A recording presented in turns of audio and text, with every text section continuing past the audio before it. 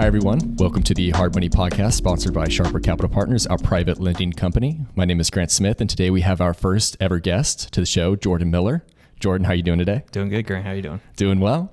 Jordan is a real estate agent and investor here in Cincinnati, Ohio. And today we're going to be talking about his journey into real estate and some tips on how others can do the same.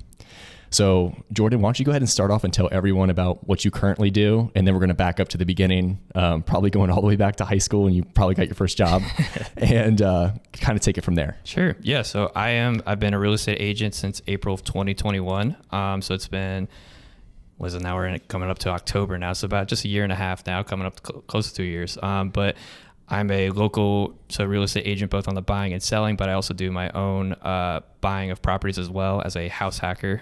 So I bought that property of January 2022, and it's been a great journey. Of course, you learn things as you go, but it's been a great journey so far. Yeah, you picked the most interesting time to become a real estate agent. Yeah, no, that's for sure. So let's back it up. All right, so you own a residential property now. Yes. You got to that point. You got into real estate, which a lot of people are striving to make that full-time transition to real estate. Right.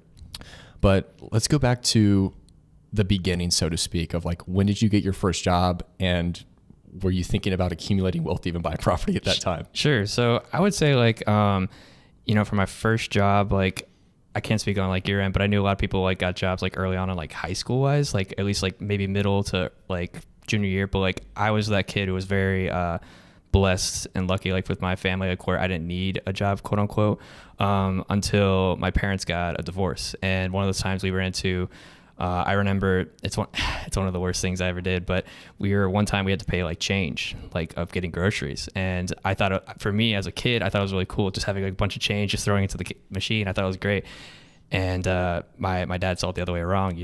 He saw the situation where it's this is what I need to get my groceries. And that was kind of a snap, understanding okay, I need to wake up. I can't just be playing Call of Duty trying to get Master Prestige and Black Ops 2. I need to get a job. And so I started to talk to some of my buddies, and I got a job at a local grocery store. And then since then I just started working at it. I would just slowly become bagger. Then I was working up to a used scan attendant, and then customer service. And then eventually, we graduated high school. I both went. I was trying to figure out, do I want to go to college, or do I want to, figure out something else? And so I took a gap year. So, originally it wasn't that plan, but I was I'm going to just work and just see what I want to do. And throughout that time, the more you talk to people, the more you're around in the grocery store retail life, you start realizing there's some people who are just either stuck here, or they're just don't have a motive to go somewhere. Maybe it's just due to they need that income for their family. At that time, I needed the income for myself, but it wasn't a dire need. I can make a move to better my future. So what I did was I decided I'm going to go to college, but then I'm going to work two jobs. So what I did was I'd work 6:30 to 3 in the morning, or sorry, 6:30 in the morning till 3. I'd work as a custodian and maintenance, and then at 5:30 to 1, I would close the store, and I would do that majority of the 4 or 5 days out of the week, and then just continuously saving up to get ready for college. And by that time I went to college, I did the one job, but I would have just the maintenance, and then I did the just going to school. And so I did that full time. And so slowly throughout that time, I just continuously keep working. But I was as I kept thinking about it, I can do these two jobs and keep working, but at the same time, one time I'm gonna have a family. I want to be there for my loved ones. I can't just keep working constantly. And that's where I came up okay, how can I make money while I'm not working or sleeping, as some people look? And so that came up with passive income. And so there's a lot of different ways, whether it's having your own business. I didn't have a derma roller or a laser. I was a cat laser Yep, pointer. Yep, overpowered. Didn't think of that stuff, but I was that came up into real estate. And so that's when I started researching of Bigger Pockets. I think that's the first thing where people start. It's that's what the first name that comes up to mind. And it's slowly the way how I knew I could make it was, I can't remember what episode it was, but there was a woman, single mom. She had 3 kids, and it was on a waitress income, but she brought properties where she was at, and she just learned how to save correctly. She knew what she was doing. And I'm I don't have any kids. I had no debt. I graduated with no debt through college, and I was if she can do it, I can do it. And so that gave me that inspiration to get ahead and try to make a move. So and then I graduated college. I had a good amount of in reserves afterwards, since I didn't have any debt, as well as I guess one move I knew that I also knew like I can get to real estate. I didn't have an invention, but I did have a small business. I started mowing lawns, and I guess one way I think I knew I had it was my mom moved into a new area, and I printed about 400 flyers. I had like a bunch of them like to walk around the whole neighborhood, and there's a couple times there's like good like meeting people and like they got to meet my face and stuff. At one time there's a lady, she was across the street. She pulled around all the way to me, like reversed all the way back perfectly back to me, like she was like in a action movie, and just rolls up next to me and she says, "What are you doing?" And I told her like, "Oh, I'm just new to the neighborhood. I was just seeing if any neighbors need help mowing grass." She says, "There's no soliciting here. You can't solicit in this neighborhood." And I said, "Oh, I'm just trying to help out if any neighbors need it." And she told me, "If I see your ass again, I'm going to come after you and find you." And I was a 20-year-old kid, just like not really sure what just happened, but I still kept doing it. I was like, I'm going to keep pushing through, because there were some people who said they needed my service beforehand. So I kept going. About 5 houses down from my mom's house, I'm just, about done, finished. I passed up majority of the flyers. My mom texts me. And on my flyer, there's like a graphic. There's some more, just saying like I'm a local college kid, just try to like give them an idea who I am if they didn't see me. And my mom said, "Jordan, you misspelled a word and there's like something wrong with it." She didn't proofread it beforehand, but she told me like, you misread stuff. I'm like, "Oh man, no one's going to want to use my business. No one wants to do anything." Well, that 5th house I was down for my mom's, I saw this, there was a lot of grass. Like it was just really tall. It seemed like it didn't get mowed for a long time.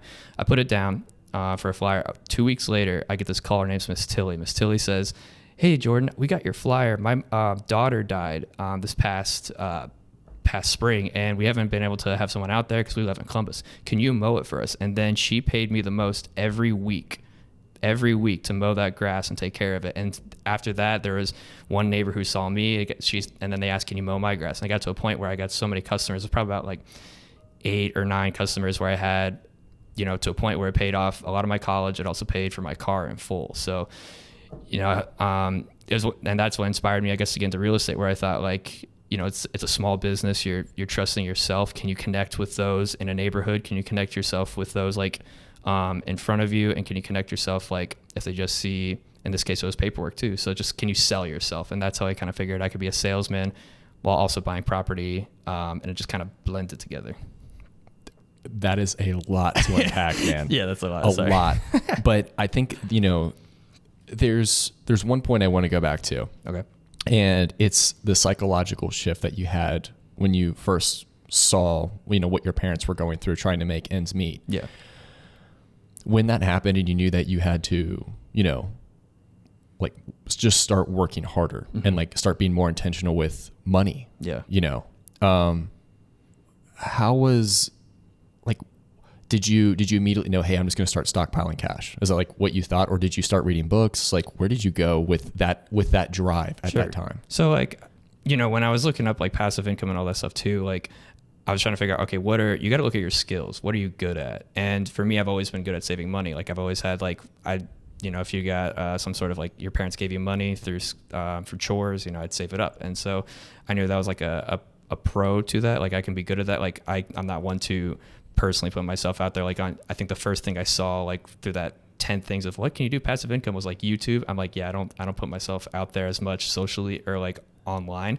And I just knew like saving income, like I can do that. Like it's never been a problem. And I had, good people around me too, from my friends. One of my friends was always like, if we went out to eat, like some people would get like can I have the number 1 where it's like $10 or whatever? And he would go, can I just get 2 small burgers and a drink? And it was only $3. I was like, that's genius. And so like, I don't know why I thought that was the coolest thing. Of course, it never works out great when you take a girl out and they're like, I want the number 1. Like you can get whatever you want, but I just won't. So I think it's just like a mind shift change where it's like, you have to learn how can I make more money, but also save as much as I can at the same time. And because I know that I knew in my mind, if I save more money, it's better to do that than spend it.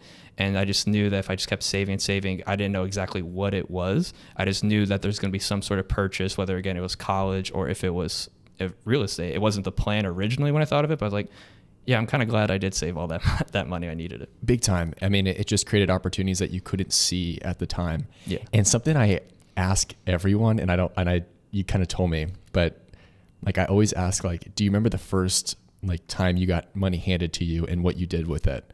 And for like, I'll answer the question for me first, and then you can talk about it. But I was gardening with my grandma. She had a garden at my mom's house, and I'd helped her like all summer, and she gave me a fresh, crisp $20 bill.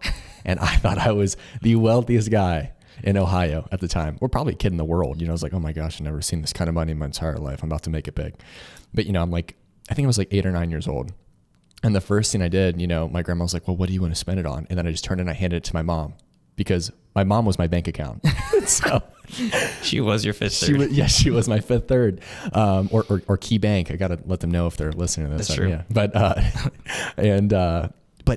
so I handed it to her, and that says a lot about, I think just baseline who you are, like when you're that young, and the first dollar you like hand to your mom to keep safe or something like that. And I, never spent it. I just held on to all that stuff. And then one day when I was, getting ready to go to high school, she's like, well, here's all the money that you've saved up. And I'm like, what's this from? She's like, all the birthdays and times you've randomly helped people out. I'm like, oh my gosh. But how about you?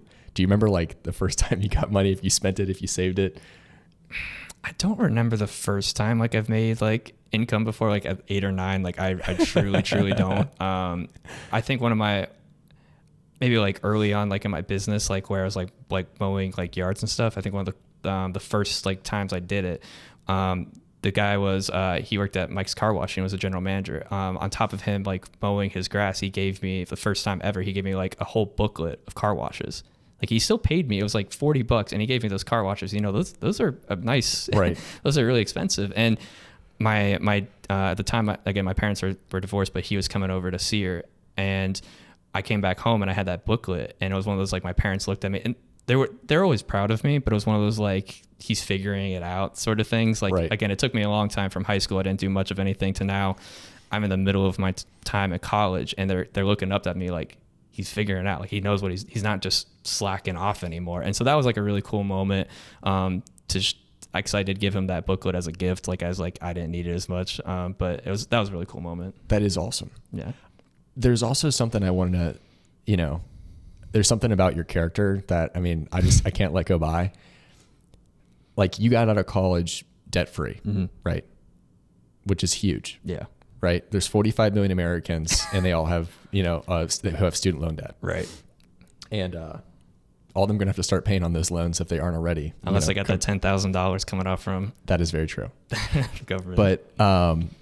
But, you were able to get out of college, debt free because, one, you worked hard, but two, because you gave back, right? All the volunteer work you did. Yeah. Could you speak a little bit to that and how that kind of came around in ways that you probably couldn't have imagined? Sure. Yeah. So I've done a lot with Miami provided a lot. Miami is where I went to schooling for. And there's a couple of things we did. One was called ASB, was called Alternative Spring Break. In 2016 was the wildfires that happened in Gatlinburg, and we helped build houses during our spring break. And when we finished the trip, I came back knowing like, wow, that was really cool. Like I've done volunteer work in the past, but that was just like a really cool experience. I want to continue this. And one of those after that, I signed up for Big Brothers Big Sisters. It was one of their sponsors they had, and I've been in the program now for 5 years now, matched with my little brother. And as you talked about before, that was never a thing I was looking at. But when we got to paying our education, our semesters, I got a not fundraising, but a grant for my time at Miami that I had no idea about, and through the government as well for my volunteer work. And so that was really a blessing in disguise that I had no idea about. That was not my intention, but it was just like, if it was nice seeing that appreciation, but it was just, there's something to know that like people are also seeing my work, again, not to be seen, but just to be appreciated, in my community for sure. Yeah. It's one of those things where there's no way when you started that you knew how that was going to come back right. to benefit you. And I think that kind of, for me, I have a motto of always just giving first. Right. And then expecting nothing in return. Right. And it always finds its way back to you. And it doesn't have to be monetary. Right. Like you get back every day what you put into your little brother. I'm sure you do. Oh yeah. Like I couldn't tell you how many times, like I think it was our second year we were matched. And so one of the things Big Brothers Big Sisters does is they have like a big night where they celebrate all the bigs, all the littles, all the families. And Throughout when I first met Carson, my little brother, he was just a very shy, timid kid. He reminded me a lot of me. They do a great job of matching you with someone that represents you, and like we're just like a very video game kind of friendly, and just like we joke around, watch movies and stuff. But one of the things, he was never very athletic. Sorry, Carson, if you listen to this, you weren't at that time. But throughout that time, we started, like, I would take him outside and we throw the football around, and like he was slowly, he was learning how to catch, he was learning how to throw, and I could tell like he was getting more intense about it. Like he started to care more about it. And I then one of that second year when we matched, second year we had this like big brother night. We went back to his house, and there sometimes we'll give out like awards, and we didn't like win anything. I'm not thinking about winning any awards. But then we came back, they surprised his family. Carson's family surprised us, and they gave us like this own award. Like they made their own makeshift award. They had like speeches and stuff, and it was like, wow, this is crazy. I didn't expect any of this. But then we went back outside. It was Carson, and his dad.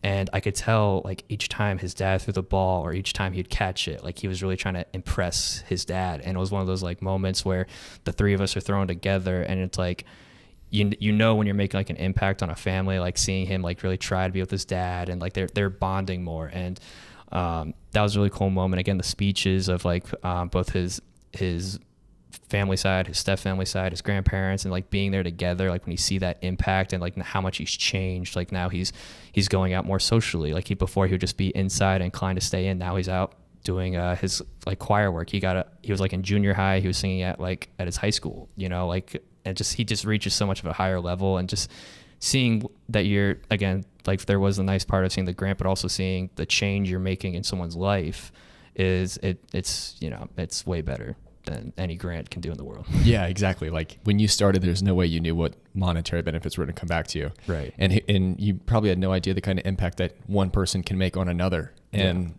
honestly, that's a huge lesson to this whole story of yours as well, is like one person can make a difference. And that's just remarkable. I mean, just the confidence that you give him changes his trajectory forever. And we're going to talk a lot about trajectory here in a little bit because that's a huge subject of mine. But so you went through college, and there's another point I wanted to bring up about your story in college, and because you did things like you talked about your story in the beginning. You're like, yeah, I went to high school. Yeah, I went to college.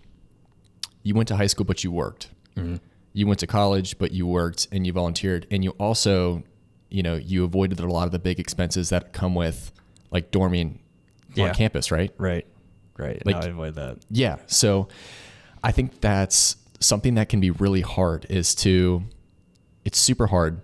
And I'm just going to say it, to empathize with your future self. There's a ton of studies out there that say like, oh, Grant or Jordan, when they're 25 years old, which we both are. Yep. And thinking about themselves when they're even just 35 years old, it can be hard to go and like say like, well, what will 35-year-old me be happy that 25-year-old me is doing? Sure. And you did make you made sacrifices along the entire way. Mm-hmm. Like whether it was working, whether it was, just being a decent student, whether it was volunteering, and making the sacrifice of saying, you know what, I'm probably going to miss all the drinking and partying that goes on inside the dorm rooms. You have no idea. Yeah, I know. Well, I mean, I have some idea because like, I was in the dorms at UC. I wasn't the party guy. Yeah. But, it was one of those things where, you chose a different path, mm-hmm. and like contextually you breezed through that story and it all sounded the same, right? Yeah. Like everyone else is like, oh, that's just like me. Mm-hmm. But if you're a kid in high school, not a kid, I mean, you're a young adult in high school, a mm-hmm. teenager listening to this, it's like, your story can sound exactly the same, and you can have pretty much the same exact experience as everyone else. Mm-hmm. But if you're a little bit intentional, you'll come out on the other side with not only just debt free, but cash in your pocket. Sure. You know what I mean? And so now we're kind of at the point in your story where like, let's just go ahead and get on the table. Like, what did you study? Did it feel like it benefited you in your career? Like, talk about that a little bit. Yeah. So, I mean, like when I first started at Miami, my biggest thing is that Miami has regional campuses, so like community college in a sense. So like it's still, when you graduate, you're still going to have the name Miami University on it, but it's just going to be a cheaper, semester wise. And so one of the things they had was small business. And again, at the time I was learning about like the whole lawn mowing service because that benefited me. But the one thing I kind of learned through it and through my my teacher at the time is that like you can learn all this stuff. You don't need a degree at the end of the day. Like you can, as if you have a mentor or someone who's done it, you can learn through them. And so then I got into communication work shortly after my sophomore year of college, and it has benefited me to a point. Both the degree, but as well as being in college. Because for me, again, when I graduated high school, I didn't have a lot of confidence. I didn't have a lot of confidence I could even make it there. And for perspective, like my sister, the prodigy, she still is, but like we would go to her honor roll night all the time for through elementary, junior high, high school. We'd go all her honor roll stuff. I would go, and then the following night would be like teacher conference night, and it was about me failing. Like it was just never, I wasn't doing anything right. And so like when I went to college, it was a true testament. Can I complete it? Not only can I complete the coursework, can I have good grades? Can I have, those grades also came in handy too for Pell Grants. Can I work while I'm still doing it? Can I have no debt? And like that was all a challenge that I really wanted to see. Can I take it? And then once I knew I could do it, then I felt like moving forward after college, it was going to help me a ton. And I think too, that really played a benefit to my business now in real estate, as well as just my overall life moving forward. Yeah. The psychological impact of like doing something that you don't even think is possible for yourself. Right. I had a similar experience when I was on campus at UC. Like I had a breakdown like the first 2 weeks. I was like, I just don't know if I'm cut out for this. Right.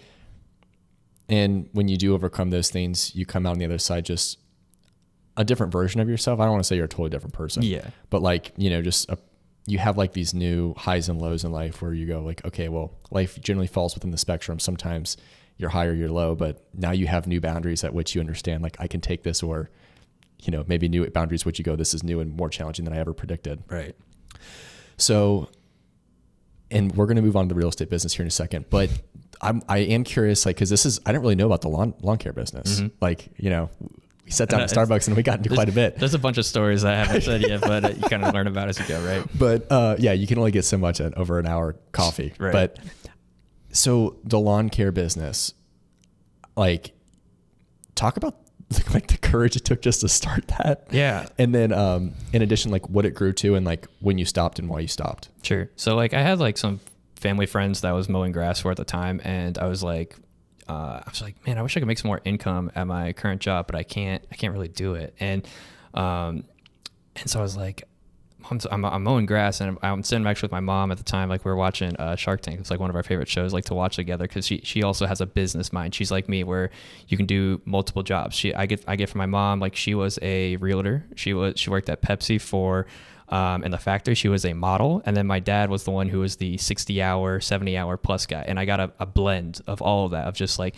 I want to do a lot of things, but I want to work a lot to try to get ahead and do stuff. And so like when I was watching Shark Tank, it was one of those things where I see this kid, like I don't even know what business were, but you see these kids who'd walk up and they'd have like business ideas. And in my mind, I'm like, if that kid can make some crazy invention, if he can make a derma roller or a cat laser tag, whatever, I can do lawn mowing service, because I'm doing it right now. I'm not spreading my name out. And so I thought like I'm gonna attempt this and see what happens. And so slowly again I just started building clients, and then like it would just be can you mow my grass bi-weekly or weekly, and then they start spreading my name sometimes, and it just worked out. But it was during the pandemic, like in regards to like ending it, where it's just like slowly I was trying to figure out myself, because I graduated in 2020, and I was trying to find like my big boy job, as we always call it, of like, what am I going to do in life? Because I think that's one fear I'm noticing a lot more. I don't know what people in the past, like college wise, but nowadays, at least for my friends and people I know, they're not finding their career right away when you graduate. Sometimes it's like, yeah, I'm locked in, I got a job. Sometimes it takes a year, sometimes like half a year. But also the pandemic made it a big stretch too, because now everything was through Zoom or it was a call. So and that's when I just kind of figured like I need to figure out myself, because I knew the lawn mowing wasn't the long-term game, but it was just a nice business to have to help, again, pay for a lot of things I needed. Yeah. And I'm sure you got just like, again, a lot of confidence, and you understood the process of like going from 0 to 1. Right. And what I mean by that is like, and I'm sure that helped guide you, especially in your real estate career, because it's like you put all this work in up front, right? And then it seems like nothing happens. Mm-hmm. And then all of a sudden you get one client, and and then one client becomes two, and sometimes two becomes four or five. Right. And then all of a sudden it's like, before you know it, it's like I have a full book of business and don't have time to like take care of it all. Mm-hmm.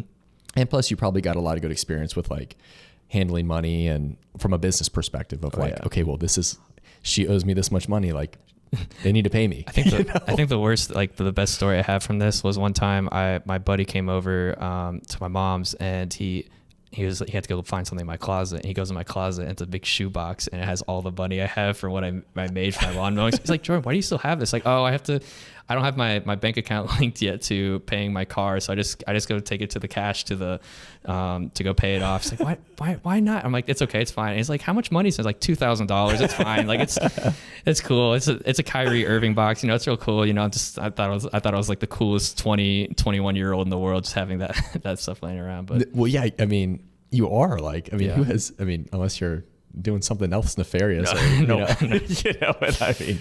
But no, anywho, that's you got it. That has to feel just so good, like to know, like, and when you're a solopreneur, you're selling really yourself. Yeah, you're not really like, the product is you, right? And so when someone pays for your services, when they pay to have not just anyone cut the lawn, but to have you cut the lawn, it's like, okay, well, there's a lot of confidence that comes with, like, hey, they handed you that money. Right. They said, we want you to do this. So pretty sweet. It definitely feels good. Yeah.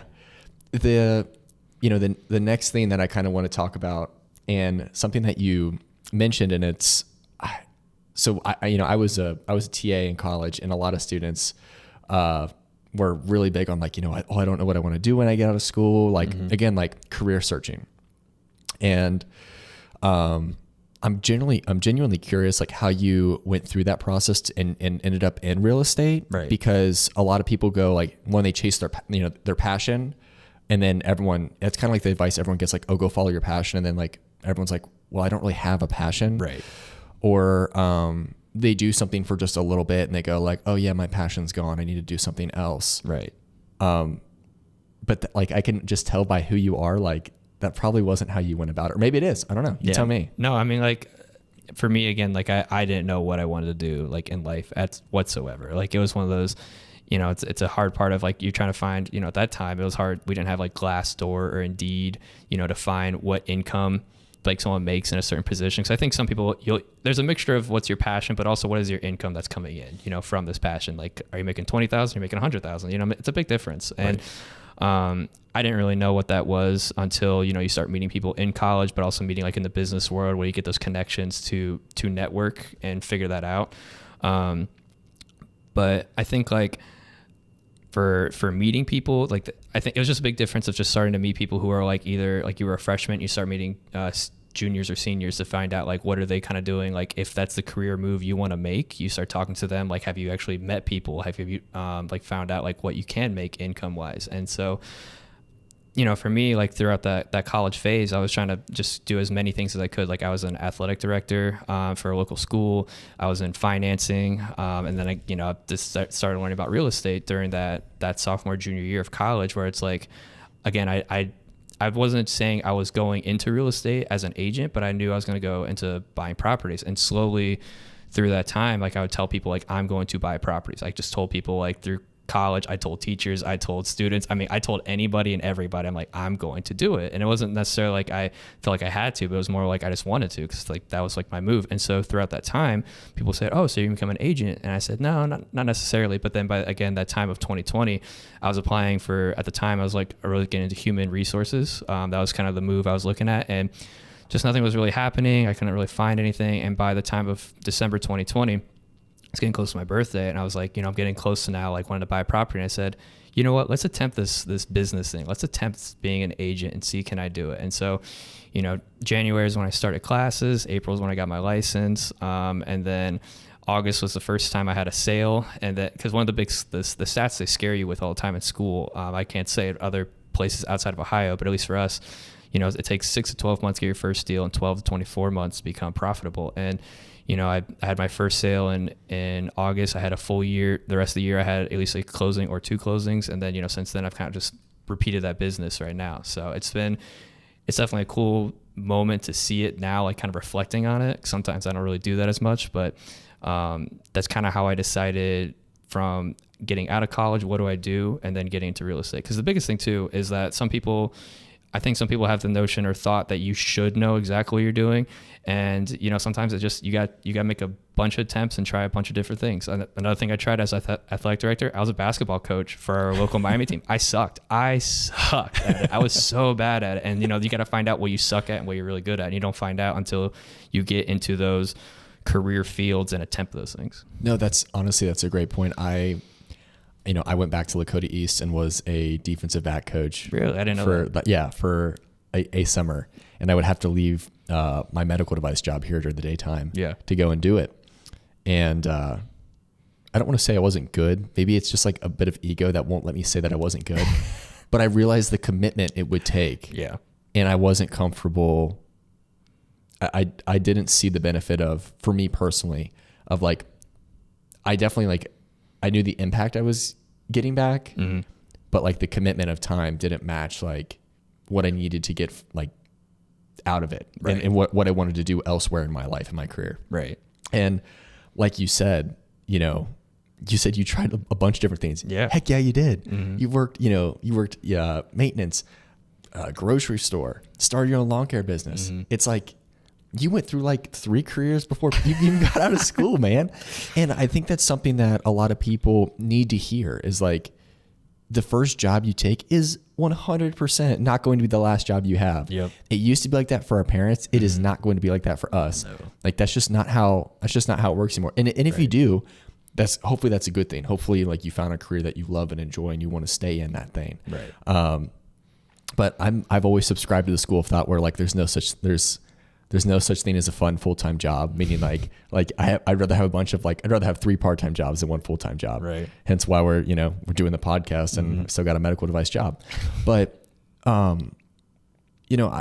think that there's a lot to be said about your story in terms of like where you got and how you got there, because something that a lot of people don't really understand is you put more work in those like high school to when you graduated. Like you put in years of work, and a lot of people haven't even had their first like legitimate job yet. Sure.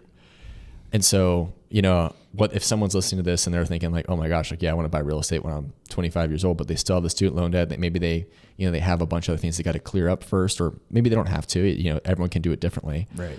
But I think it's important to note, like I was at a meetup last night. We were just talking about it. And they talked about 10 and 5 or 20 and 10, and where it's, look, if you want to be, where someone is 10 years from now and you want to be there in 5 years, like you have to put in twice as much work. Right. Or if you want to be where someone is in 20 years and you want to be there in 10 years, you have to put in twice as much work. And you certainly did that. And that's why you are where you're at. And and sometimes you just need like a reality check, and that's what I did. Like when around that time I was 18, again, I didn't do anything. And so I felt like for me, there's a sense of you have to catch up.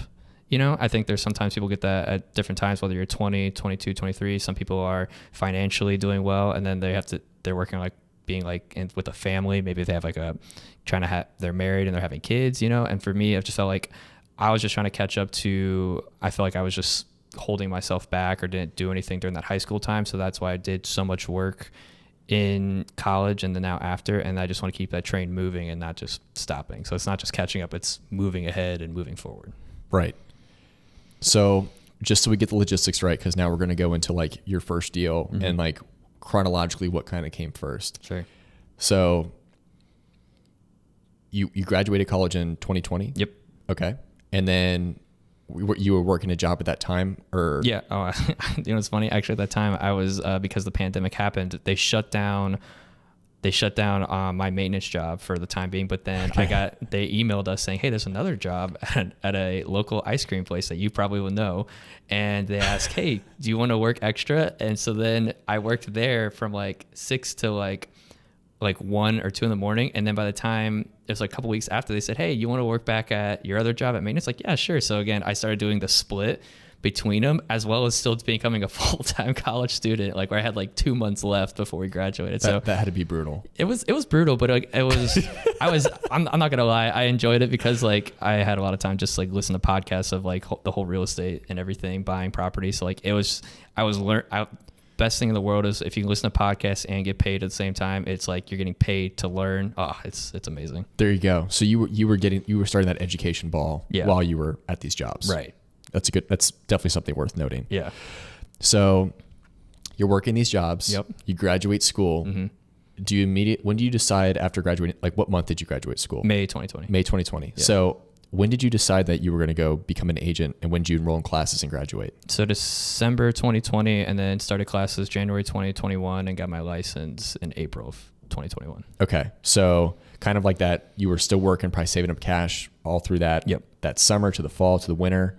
Then you're like, all right, boom, I'm going to be an agent. Right. Did you have any real estate at that time? No. Okay. No. So with that in mind, how much, let's not get to that question yet.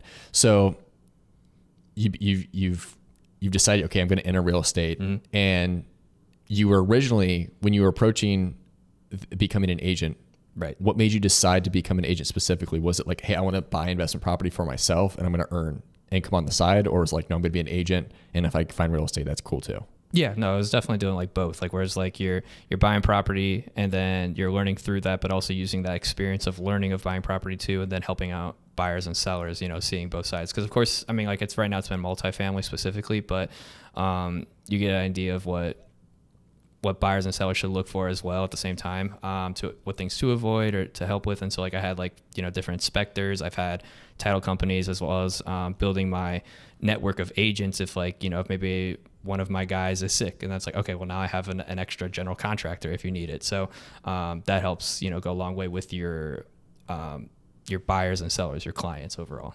Awesome. So, when you actually became an agent, mm-hmm. For someone who is starting out as an agent, just as you are, sure. Like, what are those challenges you're facing early on right now? How are you overcoming them? And like, how have you grown? Like, how's your business grown? Right. And year 1, 2, well, you're in year 2 now, almost year 2. Yeah, almost two. So I would say, when you first start off, your brokerage is very key, very, very key. So like when I got around to the time where I finished my classes, there's at least for my school, they had it where you can have like a 5-minute, it was like a Zoom, just overall, you was like 20, 30 of us. And then there'd be about 5 minutes, each brokerage had a time to talk. And one of those, my boss, Dan, the two things he sold me on out of all the other brokerages was, one, the first thing he talked about was volunteer work. That was huge for me, through my time in Miami, that's always been my thing. And like no one else mentioned that. There's maybe like one other brokerage, but the second thing he mentioned in his 5 minutes was talking about investing.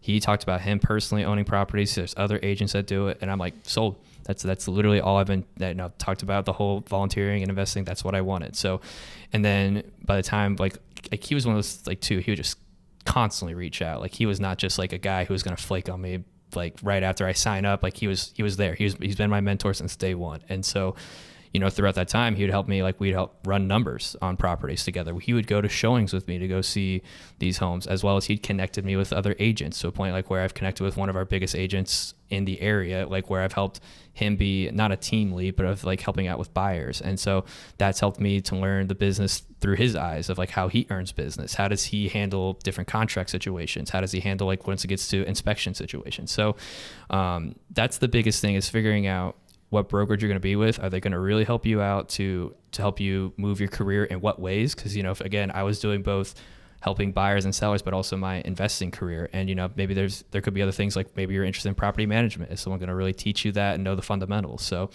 that was really big to help my career move along. And again, being a buyer and seller agent, but also my investing career at the same time. And that's a great point. Like, finding the right environment in which to be successful. Yeah. Especially and I, this is no knock to agents, but like, it's hard to find a good one. Mm-hmm. It really is. Yeah. Like there's not enough good agents out there. Right. Especially representing various types of asset classes. So your agency business is starting to grow. Mm-hmm. You've got a good team that's like, helping you get to where you want to go. Right. At what point or during this process, like when are you looking at acquiring your own first property? Like, when are you still, cause you own a 4-family now. Mm-hmm. Mm-hmm. So like walk me through that process. When did you start that search? How did you find it? and then what were the numbers and how did you get the property? Sure. So yeah, like right when I got my license, I was ready to go to buy a property, and it was just more figuring out how do I run numbers? Where do I could find the properties, but it's like, all right, now you got to figure out the property taxes. I got to find out, interest, principal and interest. I got to find out what is my down payment options. And then, of course, then that's me. But then I got to find out, all right, so then once I get to a property itself, what am I paying for and bills wise, like for electric and water? Is it split up evenly? Is it any other expenses that are involved? And so my boss, again, helped me out through all of those, where then it was basically starting with, all right, just run these numbers. Even if you don't like this house, run the numbers. And it was just figuring that first. And then it's like, all right, well, let's go see that property, or go see a random property and see what issues or non-issues you see or things you like. So we started that like immediately in April, and I probably wrote... This is April of 2021? Yes, April 2021. I probably wrote at least 4 offers before this property I'm at now. And this property was on the market for about 35 days, and it was listed originally at 240, and it got down to the very end of negotiations, got it down to 215. So there you go. Yeah. So you actually bought a property below its list price, right, in the middle of one of the highest appreciating markets. Yeah, no, that's for sure. That is definitely for sure. So that was definitely it was a good feeling of knowing that, because I had also those opportunities of before, like I said, from August till that December time, I had at least 1 or 2 closings every month, and so like using all my knowledge that I learned of helping out others, like I got to use it in my own business myself, and it was definitely a really cool moment for sure. Yeah, big time. What were the numbers? What did the numbers look like on that property that you closed on? How much did you? What was the financing? What was the down payment? Are you comfortable, talking about that? Yeah. So it was FHA. It was 3.5% down. I got it at that time. Wow, that's crazy to think about now with interest rates. It was 3.5% interest rate. It's like crazy, like almost doubled. Yes. But for closing, I think for closing costs, it was roughly around like $10,000 that I had for closing costs in general. I don't remember too much of like exactly like outside of that, but like for at least like for all the bills I have right now, like, and what rent. So rent, I have roughly around, it's around $2,000 that's coming in. It just depends, because I also have laundry units as well. Okay. But with my expenses, it's $1,495 for the mortgage, and then for the electric, it's around like $150, and then like the water, it's around like $270 to $300, kind of depends. But usually I'm about netting, it's about right at even, or it's like maybe about $20-$30 like I'm getting like add on to it. So of course, if I have any sort of damage or anything that needs to be fixed, I get a little bit less. But the key was for me, again, with anyone who's trying to buy a property, what are you wanting, and for me as a house hacker, I was looking for, can I live in it and then not pay little to anything while I live there, and then by the time I move out, then that's the cash flow I'm seeing that's coming in. And that was my goal. To like where I had little to no expense. I don't have to think about this house while I live in it. And then when I move out, there's just like a big surplus of income coming in, so I can save up and then of course use it at another time. The snowball. Right. It just, again, you have a situation where you don't have any living expenses at home. I mean, you do, but right, the cash flow is covering that. Exactly. And that's just huge. I mean, from a personal finance perspective, and you know this, I know you know it, but like, your big 3 in terms of expenses are housing, mm-hmm, car, and food. Right. And you literally just completely ixnayed one of those and turned it into an asset instead of a liability on your balance sheet. Right. Like, again, just freaking awesome. Like, yeah, that is just awesome. So we're getting kind of to the end here. Mm-hmm. So what I want to ask you is to kind of look back at yourself when you first started this journey and think about, like, would you give yourself any different advice at the beginning so that the journey might be a little more streamlined, a little bit easier? Or are you just, or like, what advice would you have for someone who's like, hey, I want to get started in real estate, or I want to get my life in financial order? Like, what's your advice to that, 15, 16-year-old kid? Sure. So if I said financially, like to myself, I would of course say, start a job earlier. That's something like, it's, I'm kind of looking at the sense of like, if I was talking to my brother Carson, because he's at 14 right now, and I've been a big component on like helping him get a job. By the time he's 15 and a half, like there's grocery stores around here that'll hire around that age, to get that income going. But like, I think it's just starting early, but then also figuring out how to save. I think that's huge. It's huge. I've helped a lot of friends, as well as like being a financial person. I've helped a lot of people not only set up a bank account, but how to take care of yourself if you have a credit card. Cause that's been a huge thing of like people at our age, like some people either abuse it. Some people don't even use a credit card cause it's like a gun to them. They're too scared to know how to use it. And I've actually gone in and help them like go over with a banker to go over all the information. And of course, whenever they have signed personal documents, I step out, but I make sure like if there's any confusion, I make sure to help them with those steps. And I'm going to do the same thing with my little brother so they know how to best handle it. So it's something they can use to help them in the future. That's going to be a big benefit. So, the better your credit scores is going to be, the better your interest rate is, of course. Then two, of learning how to save money properly, it's just going to help you huge. But in the sense of like my real estate career, I'm like I think right now, like I'm in a really good spot. Like I know I have the biggest thing is having the system around you and the mindset around you. If you have those things, you are going to succeed, regardless. So, and if anybody else is like listening to this and trying to figure out for themselves, how can I set up, financially or get in real estate financially wise, just take a real hard look at yourself. Like figure out like what income's coming in and then what's your debts that you have that are making that money go out.